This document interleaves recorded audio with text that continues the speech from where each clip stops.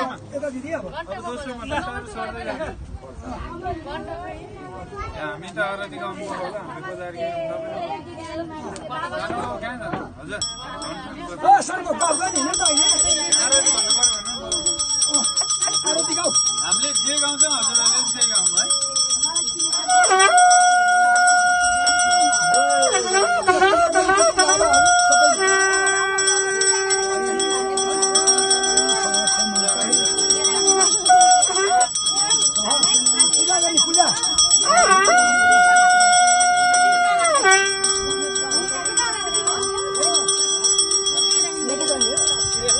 दान गर्नुपर्छ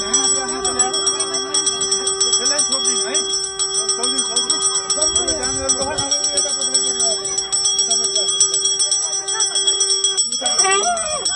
पूजा गर्नु अनि त्यसलाई